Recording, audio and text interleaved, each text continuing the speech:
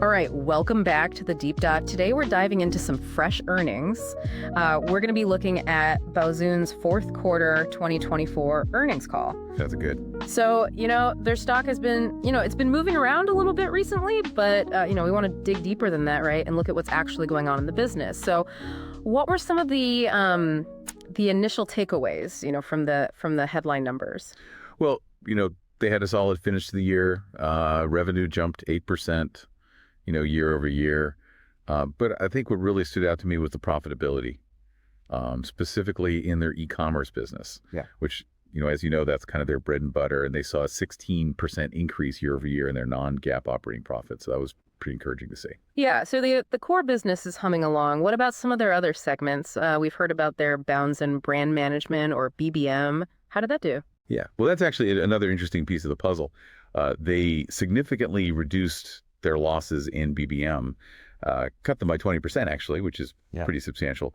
And maybe even more importantly, for the overall picture, the company achieved its annual target of non-GAAP operating profit break-even for the full year 2024. So it's a pretty key milestone, I think, for the company to hit. Yeah, hitting that break-even point for the full year after those improvements in Q4, it feels like a turning point. And they also had some good news on the revenue side too, right? For their e-commerce business as a whole. Yeah, exactly. So after 2 years of seeing some contraction in their top line, Baozun's e-commerce business actually resumed annual growth, posted a nice 6% increase there. So that's really encouraging. Could signal a real positive shift in their core trajectory. So revenue is up, profitability in the e-commerce business is strong, and BBM is moving in the right direction. So let's actually dig into where that revenue came from. We know that total net revenue was 3 billion RMB, so that 8% increase we talked about. How did the different segments actually contribute to that? Well, as you mentioned, the e-commerce business was the big contributor there at 2.5 billion RMB. That's 6% growth. But the brand management side also did pretty well.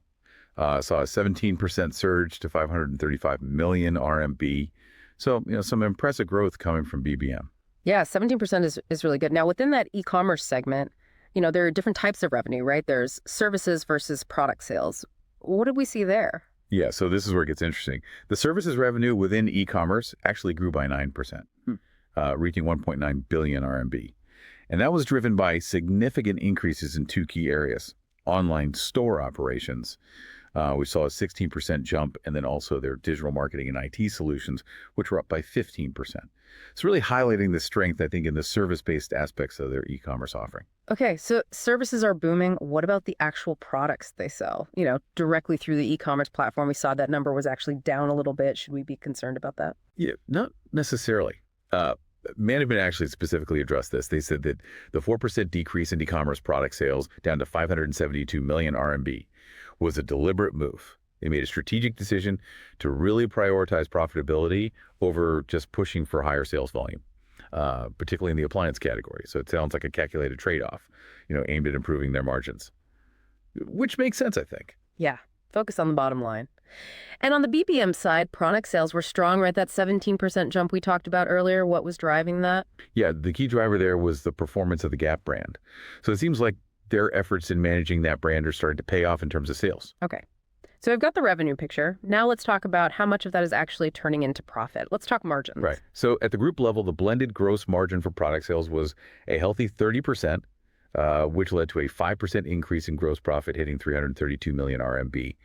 So that gives us a good overall picture, I think, of their product profitability. But when we zoom in on the e-commerce product sales specifically, the gross margin there was a little bit lower, 10.8% and slightly down year over year, although it was stable compared to the previous quarter.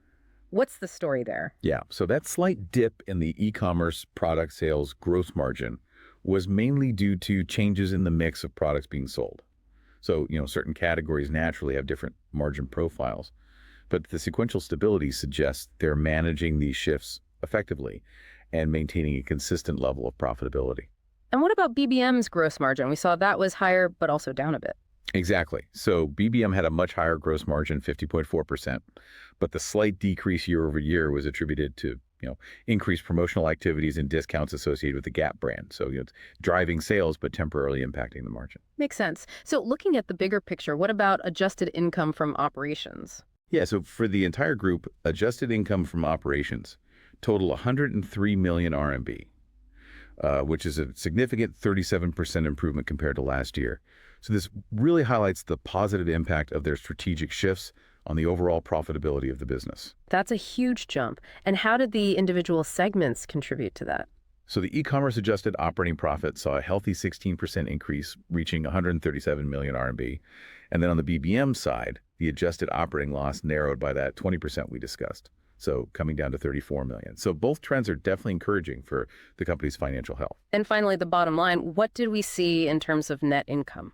Yeah, so on a non-GAAP basis, net income attributable to shareholders showed a remarkable 59% year-over-year improvement.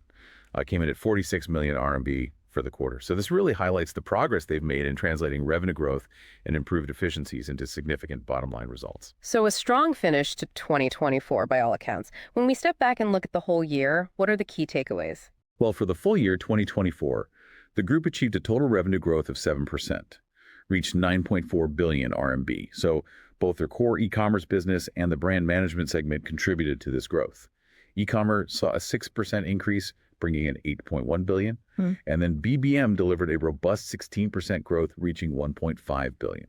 So good, solid growth across the board. And in terms of profitability for the full year, that break-even target was obviously a big focus. How did that play out? Yeah, so their adjusted operating income for the full year reached 11 million RMB. And considering they reported an adjusted operating loss in the previous year, this swing to positive territory is a significant achievement. It's a clear indication that their transformation efforts are gaining traction. Yeah. Beyond the core financials, were there any other highlights for the year worth mentioning? Absolutely. So they successfully completed a share repurchase program. They bought back about 9% of their outstanding shares for 14.7 million USD. So, this can often be interpreted as a sign that management believes the company's shares are undervalued. Additionally, they ended the year with a strong financial position, holding 2.9 billion RMB in cash and cash equivalents, restricted cash, and short-term investments. Okay, so a healthy balance sheet. Now let's delve a little deeper into the operational side of their e-commerce business, BEC. What were some of the key things happening there? So operationally, BEC continued to expand its reach, increased its brand portfolio to over 490 brands. That's up from about 450, so it shows they're continuing to attract and retain a diverse range of partners. They also made strides in integrating online and offline channels, so their omni-channel adoption, their store operations reached almost 49%. Yeah, that increasing omni-channel presence is crucial in today's retail environment. Were there any particular categories within e-commerce that stood out? Yeah, a couple. So they highlighted strong growth in apparel service revenue, which grew by an impressive 27% year over year, and sportswear also saw strong growth at 18%. Notably, their luxury category returned to growth, which is a positive sign for that higher margin segment. And then they also emphasized the continued strong performance of their BZUN channel, which maintained triple-digit growth and now contributes a meaningful 6% to their total e-commerce revenue. Yeah, BZUN is such a force in the Chinese e-commerce market. We also heard about efforts to improve the customer experience. What did they say about that? Yeah, they talked about their Net Promoter Score, which is a key metric for customer loyalty. Yeah. That improved to 8.53, so that suggests increasing customer satisfaction. And their key account renewal rate also remained exceptionally high at 95%, underscoring, I think, the strength and stickiness of their relationships with their major clients. They're also really focused on optimizing their service capabilities. So they're expanding their regional service centers and they're leveraging technologies like AI. Yeah, that AI integration sounds like a key part of their efficiency strategy. We heard about this SWIZ customer service assistant. What kind of impact is that having? Well, according to them, the AI-powered SWIZ assistant has been successful in reducing customer service response times by 13%. And at the same time, it's improving overall customer satisfaction. So it demonstrates, a tangible benefit from their investments in artificial intelligence. Okay, now let's shift over to brand management, BBM, and the progress they're making with the Gap brand in China. Yeah, so BBM delivered a very strong 17% year-over-year sales growth, as we mentioned before. Right. And encouragingly, they achieved an increase in same-store sales for the second consecutive quarter. Perhaps most notably, though, for the first time since acquiring the Gap business in China, their offline revenues showed positive growth. So that suggests that their strategies in physical retail are gaining traction. Yeah, that return to offline revenue growth is a significant sign. And we also saw some interesting moves in their physical store footprint. Yeah, they were quite active there. Opened 40 new stores in the second half of 2024. 16 of those were in the fourth quarter. They reported promising unit economics for these new locations, particularly in Tier 1 and Tier 2 cities. And while they're expanding, they also strategically close some underperforming stores, so really optimizing their network. Looking ahead, they have plans to open about 50 new stores in 2025, resulting in a net increase of about 40 locations. So a clear strategy of both expansion and optimization. What other key initiatives did they highlight for BBM? So they emphasize their focus on strengthening Gap's brand identity for the Chinese market. And this includes close collaboration with Gap Inc.'s global team on things like product localization, design improvements tailored to local tastes, and supply chain refinements. They also highlighted culturally relevant marketing initiatives, including a successful IP collaboration with Forbidden City. And then looking ahead, their strategic priorities for 2025 really center around three things: further channel expansion, enhancing their merchandising, and continuing to leverage culture-driven marketing.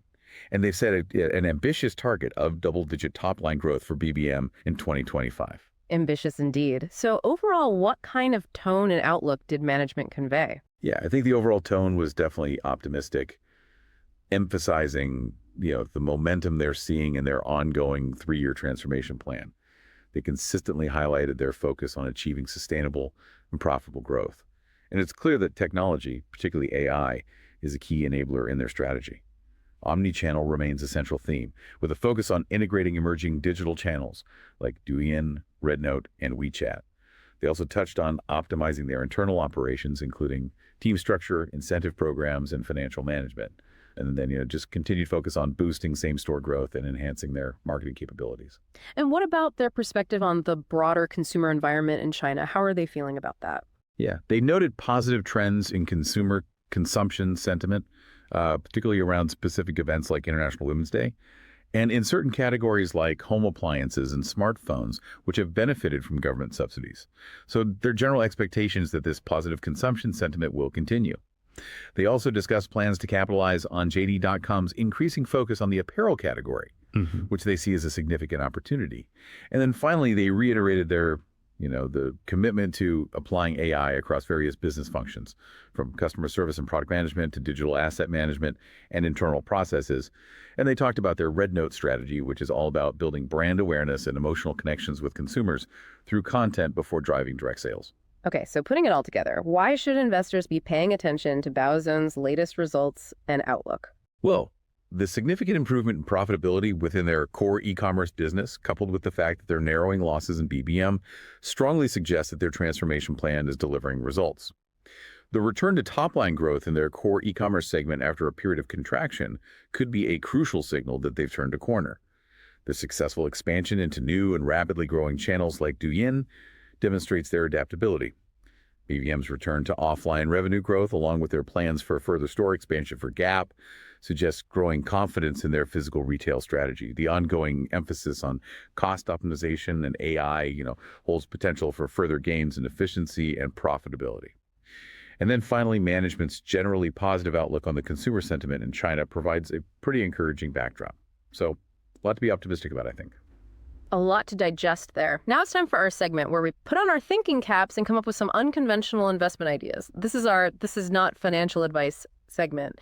Do you have any outrageous but plausible trade ideas based on Baozun's earnings call? So I was thinking about Baozun's success in not just managing but growing these Western brands within China. And, their work with Gap is a prime example. So here's a thought. What about a long position in a fund or ETF that specifically focuses on companies providing localization services and technology solutions for international brands entering or expanding within the Chinese market? Interesting. Yeah. So this could include firms specializing in things like digital marketing tailored for Chinese platforms, supply chain management within China, or even cultural adaptation consulting. And the thesis here is that Baozun's success is likely indicative of a broader trend, this increasing need for sophisticated, locally aware partners to navigate the complexities of the Chinese consumer market. So as more international brands seek to capitalize on this huge market, the demand for these specialized localization services should grow, potentially benefiting the companies that provide them. So it's like a bet on the ecosystem that enables companies like Baozun to thrive rather than just Baozun itself. I like it. Looking at the enablers of success broadens the potential investment landscape. All right. Well, that brings us to the end of our deep dive into Baozun's fourth quarter 2024 earnings call. We've covered a lot of ground here. Hopefully, this is giving you a much clearer understanding of their business and their potential. As always, this is for informational purposes only. It is not financial advice. We encourage you to do your own research. And let us know what you think. What were your key takeaways from this? What stood out to you? Join the conversation. Thanks for tuning in to The Deep Dive.